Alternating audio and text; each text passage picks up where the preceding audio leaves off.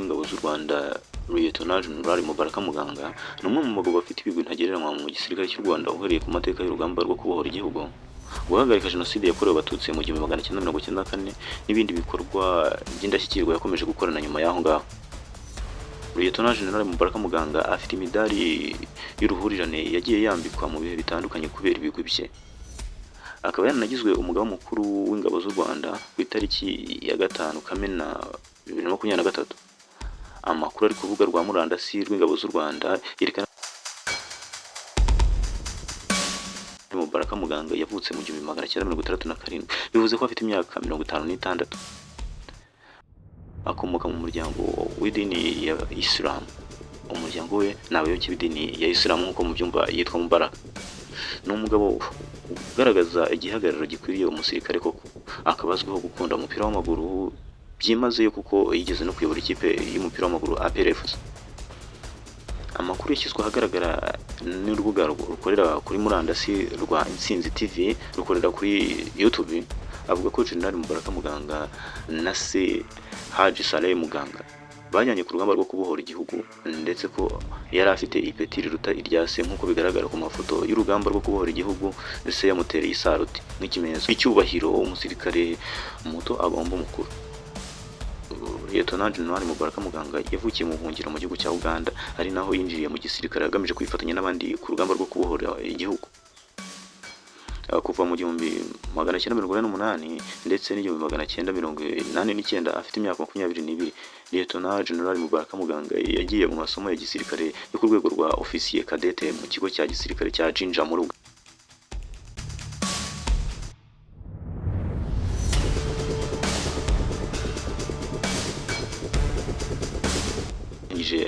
Ayo masomo ahita ajya kwifatanya na RPA Inkotanyi ku rugamba rwo kubohora igihugu. Ni urugamba rwatangiye ku itariki ya mbere y'Ukwakira 1990 rugamije gutsimbura ubutegetsi bw'igitugu, ariko rumaze imyaka 3 ruhindura isura kuko mu 1994 igisirikare cya leta ya Habyarimana gifatanyije n'umutwe w'abicanyi witwaga Interahamwe n'abandi baturage bari mu murongo umwe wo gutsemba abatutsi bahise batangira gushyira mu bikorwa jenoside yakorewe abatutsi. Icyari urugamba rwo gutsimbura umwanzi cyahise kiba urugamba rwari rutoroshye rwo guhagarika jenoside yakorerwaga abatutsi, ariko kubera ubwitange n'ubuhanga mu bya gisirikare byaranze abasirikare ba RPA barimo General Mubaraka Muganga, umwanzi yaratsinzwe na jenoside irahagarikwa ku itariki ya 4 Nyakanga 1994. Izina rya Mubaraka Muganga ryinjijwe ku rutonde rw'abasirikare babohoye u Rwanda.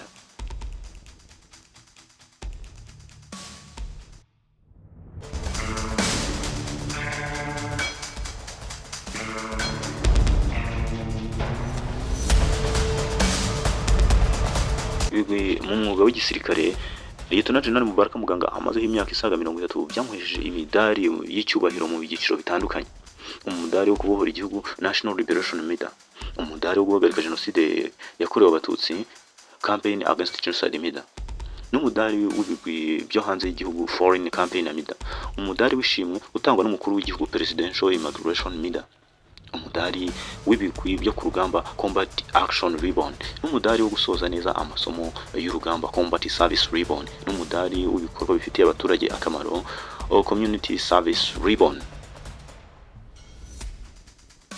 Having reviewed the reports, we must proceed with the recommended actions immediately.